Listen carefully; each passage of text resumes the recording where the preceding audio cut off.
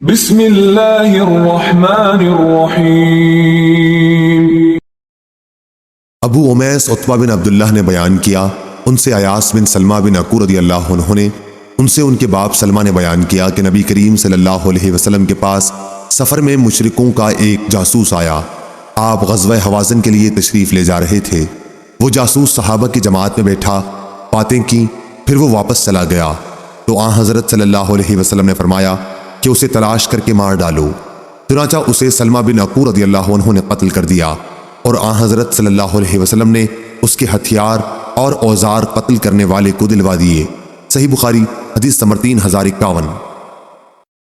ابو ایوانہ نے بیان کیا، انہیں حسین بن عبد الرحمن نے ان سے عمر بن میمون نے کہ حضرت عمر رضی اللہ عنہ نے وفات سے تھوڑی دیر پہلے فرمایا کہ میں اپنے بعد آنے والے خلیفہ کو اس کی وصیت کرتا ہوں کہ اللہ تعالیٰ اور اس کے رسول اللہ صلی اللہ علیہ وسلم کا ذمیوں سے جو عہد ہے اس کو وہ پورا کرے، اور یہ کہ ان کی حمایت میں ان کے دشمنوں سے جنگ کرے اور ان کی طاقت سے زیادہ کوئی بوجھ ان پر نہ ڈالا جائے۔ صحیح بخاری حدیث نمبر 3052۔ سفیان بن عینہ نے بیان کیا، ان سے سلیمان احول نے، ان سے سعید بن جبیر نے، اور ان سے ابن عباس رضی اللہ عنہ نے بیان کیا کہ جمعرات کے دن، اور معلوم ہے جمعرات کا دن کیا ہے، پھر آپ اتنا روئے کہ کنکریاں تک بھیگ گئیں۔ آخر آپ نے کہا کہ رسول اللہ صلی اللہ علیہ وسلم کی بیماری میں شدت اسی جمعرات کے دن ہوئی تھی، تو آپ صلی اللہ علیہ وسلم نے صحابہ سے فرمایا کہ قلم دوات لاؤ تاکہ میں تمہارے لیے ایک ایسی کتاب لکھوا جاؤں کہ تم میرے بعد اس پر چلتے رہو تو کبھی گمراہ نہ ہو سکو۔ اس پر صحابہ میں اختلاف ہو گیا۔ حضور صلی اللہ علیہ وسلم نے فرمایا کہ نبی کے سامنے جھگڑنا مناسب نہیں ہے۔ صحابہ نے کہا کہ نبی کریم صلی اللہ علیہ وسلم بیماری کی شدت سے برا رہے ہیں۔ حضرت صلی اللہ علیہ وسلم نے فرمایا کہ اچھا، اب مجھے میری حالت پر چھوڑ دو، میں جس حال میں اس وقت ہوں وہ اس سے بہتر ہے جو تم کرانا چاہتے ہو۔ آخر آپ صلی اللہ علیہ وسلم نے اپنی وفات کے وقت 3 وصیتیں فرمائی تھیں، یہ کہ مشرکین کو جزیرہ عرب سے باہر کر دینا، دوسرے یہ کہ وفود سے ایسا ہی سلوک کرتے رہنا جیسے میں کرتا رہا، ان کی خاطرداری، ضیافت وغیرہ، اور تیسری ہدایت میں بھول گیا۔ اور یعقوب بن محمد نے بیان کیا کہ میں نے مغیرہ بن عبد الرحمن سے جزیرہ عرب کے بارے میں پوچھا تو انہوں نے فرمایا کہ مکہ، مدینہ، یمامہ اور یمن کا نام جزیرہ عرب ہے، اور یعقوب نے کہا کہ ارج سے تہامہ شروع ہوتا ہے۔ ارج مکہ اور مدینہ کے راستے میں ایک منزل کا نام ہے۔ صحیح بخاری حدیث نمبر 3053۔ لیث بن سعد نے بیان کیا، ان سے عقیل نے، ان سے ابن شہاب نے، ان سے سالم بن عبداللہ نے، اور ان سے عبداللہ بن عمر رضی اللہ عنہ نے بیان کیا کہ عمر رضی اللہ عنہ نے دیکھا کہ بازار میں ایک ریشمی جوڑا فروخت ہو رہا ہے، پھر اسے وہ رسول اللہ صلی اللہ علیہ وسلم کی خدمت میں لائے اور عرض کیا، یا رسول اللہ، یہ جوڑا آپ خرید لیں اور عید اور وفود کی ملاقات پر اس سے اپنی زیبائش فرمایا کریں۔ حضرت صلی اللہ علیہ وسلم نے فرمایا، یہ ان لوگوں کا لباس ہے جن کا آخرت میں کوئی حصہ نہیں، یا آپ نے یہ جملہ فرمایا، اسے تو وہی لوگ پہن سکتے ہیں جن کا آخرت میں کوئی حصہ نہیں۔ پھر اللہ نے جتنے دنوں چاہا حضرت عمر رضی اللہ عنہ خاموش رہے۔ پھر جب ایک دن رسول اللہ صلی اللہ علیہ وسلم نے ان کے پاس ایک ریشمی جبہ بھیجا تو حضرت عمر رضی اللہ عنہ اسے لے کر خدمت نبوی میں حاضر ہوئے اور عرض کیا، یا رسول اللہ، آپ صلی اللہ علیہ وسلم نے تو یہ فرمایا تھا کہ ان کا لباس ہے جن کا آخرت میں کوئی حصہ نہیں، یا عمر نے آپ کی بات اس طرح دہرائی کہ اسے وہی لوگ پہن سکتے ہیں جن کا آخرت میں کوئی حصہ نہیں، اور پھر آپ صلی اللہ علیہ وسلم نے یہی میرے پاس ارسال فرما دیا۔ اس پر آپ نے فرمایا کہ میرے بھیجنے کا مقصد یہ تھا کہ تم اسے بیچ لو، یا فرمایا کہ اس سے اپنی کوئی ضرورت پوری کر سکو۔ صحیح بخاری حدیث نمبر 3054۔ معمر نے خبر دی، انہیں زہری نے، انہیں سالم بن عبداللہ نے، اور انہیں عبداللہ بن عمر رضی اللہ عنہ نے خبر دی کہ نبی کریم صلی اللہ علیہ وسلم کے ساتھ صحابہ کی ایک جماعت جن میں حضرت عمر رضی اللہ عنہ بھی شامل تھے، ابن سیاد یہودی لڑکا کے یہاں جا رہی تھی۔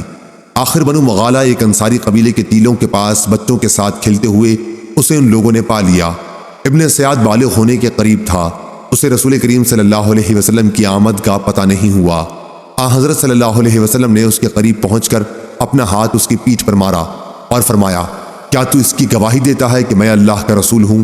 ابن سیاد نے آپ کی طرف دیکھا اور پھر کہنے لگا، ہاں، میں گواہی دیتا ہوں کہ آپ ان پڑھوں کے نبی ہیں۔ اس کے بعد اس نے حضرت صلی اللہ علیہ وسلم سے پوچھا، کیا آپ گواہی دیتے ہیں کہ میں اللہ کا رسول ہوں؟ آپ نے اس کا جواب صرف اتنا دیا کہ میں اللہ اور اس کے سچے انبیاء پر ایمان لایا۔ پھر حضرت صلی اللہ علیہ وسلم نے دریافت فرمایا، تو کیا دیکھتا ہے؟ اس نے کہا کہ میرے پاس ایک خبر سچی آتی ہے اور دوسری جھوٹی بھی۔ حضرت صلی اللہ علیہ وسلم نے اس پر فرمایا، کہ حقیقت حال تجھ پر مشتبہ ہو گئی ہے۔ آن حضرت صلی اللہ علیہ وسلم نے اس سے فرمایا، اچھا میں نے تیرے لیے اپنے دل میں ایک بات سوچی ہے، بتا وہ کیا ہے؟ ابن سیاد بولا کہ دھواں۔ حضور اکرم صلی اللہ علیہ وسلم نے فرمایا، ذلیل ہو کمبخت، تو اپنی حیثیت سے آگے نہ بڑھ سکے گا۔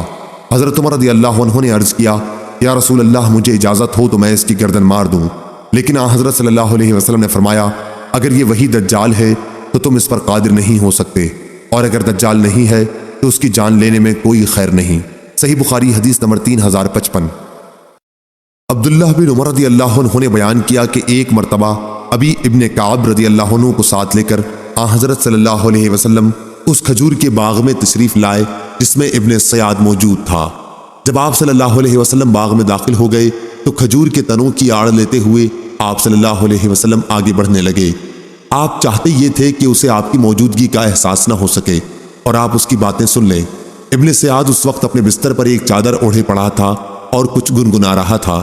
اتنے میں اس کی ماں نے آن حضور صلی اللہ علیہ وسلم کو دیکھ لیا کہ آپ کھجور کے تنوں کی آڑ لے کر آگے آ رہے ہیں، اور اسے آگاہ کر دیا کہ اے صاف، یہ اس کا نام تھا۔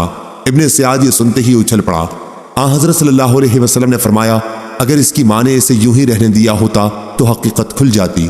صحیح بخاری حدیث نمبر 3056۔ عبداللہ بن عمر رضی اللہ عنہ نے بیان کیا کہ نبی کریم صلی اللہ علیہ وسلم نے صحابہ کو خطاب فرمایا، آپ نے اللہ تعالیٰ کی ثنا بیان کی جو اس کی شان کے لائق تھی، پھر دجال کا ذکر فرمایا اور فرمایا کہ میں بھی تمہیں اس کے فتنوں سے ڈراتا ہوں۔ کوئی نبی ایسا نہیں گزرا جس نے اپنی قوم کو اس کے فتنوں سے نہ ڈرایا ہو۔ نوح علیہ السلام نے بھی اپنی قوم کو اس سے ڈرایا تھا، لیکن میں اس کے بارے میں تم سے ایک ایسی بات کہوں گا جو کسی نبی نے اپنی قوم سے نہیں کہی، اور وہ بات یہ ہے کہ دجال کانا ہوگا اور اللہ تعالیٰ اس سے پاک ہے۔ صحیح بخاری حدیث نمبر 3057۔ معمر نے خبر دی، انہیں زہری نے، انہیں علی بن حسین نے، انہیں عمر بن عثمان بن عفان رضی اللہ عنہ نے، اور ان سے اسامہ بن زید رضی اللہ عنہ نے بیان کیا کہ میں نے حجۃ الوداع کے موقع پر عرض کیا، یا رسول اللہ کل آپ مکے میں کہاں قیام فرمائیں گے؟ آپ صلی اللہ علیہ وسلم نے فرمایا، اجی عقیل نے ہمارے لیے کوئی گھر چھوڑا ہی کب ہے؟ پھر فرمایا کہ کل ہمارا قیام خیف بنی کنانہ کے مقام محسب میں ہوگا، جہاں پر قریش نے کفر پر قسم کھائی تھی۔ واقعہ یہ ہوا تھا کہ بنی کنانہ اور قریش نے یہیں پر بنی ہاشم کے خلاف اس بات کی قسمیں کھائی تھیں کہ نہ ان سے خرید و فروخت کی جائے اور نہ انہیں اپنے گھروں میں آنے دیں۔ زہری نے کہا کہ خیف وادی کو کہتے ہیں۔ صحیح بخاری حدیث نمبر 3058۔ امام مالک نے بیان کیا، ان سے زید بن اسلم نے، ان سے ان کے والد نے کہ عمر بن خطاب رضی اللہ عنہ نے ہنی نامی اپنے ایک غلام کو سرکاری چراگاہ کا حاکم بنایا تو انہیں یہ ہدایت کی، اے ہنی، مسلمانوں سے اپنے ہاتھ روکے رکھنا، ان پر ظلم نہ کرنا، اور مظلوم کی بد دعا سے ہر وقت بچتے رہنا، کیونکہ مظلوم کی دعا قبول ہوتی ہے۔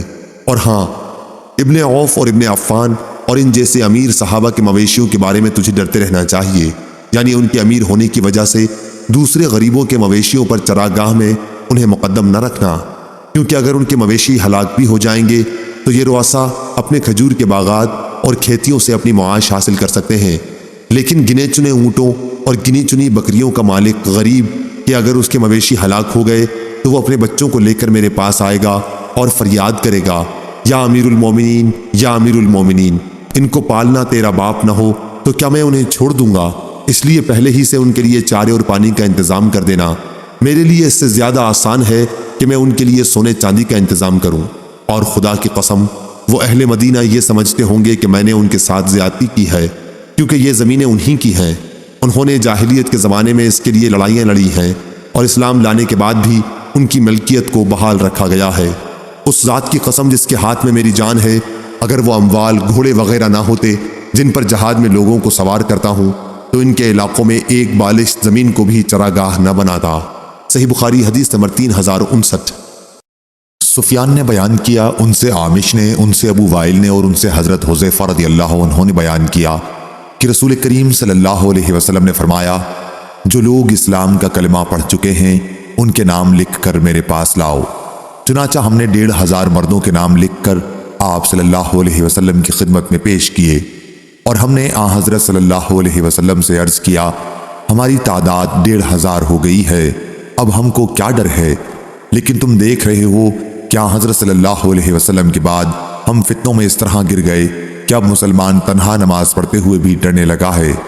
ہم سے عبدان نے بیان کیا، ان سے ابو حمزہ نے اور ان سے عامش نے مذکورہ بالا سند کے ساتھ کہ ہم نے 500 مسلمانوں کی تعداد لکھی، 1000 کا ذکر اس روایت میں نہیں ہوا۔ اور ابو معاویہ نے اپنی روایت میں یوں بیان کیا کہ 600 سے 700 تک۔ صحیح بخاری حدیث نمبر 3060۔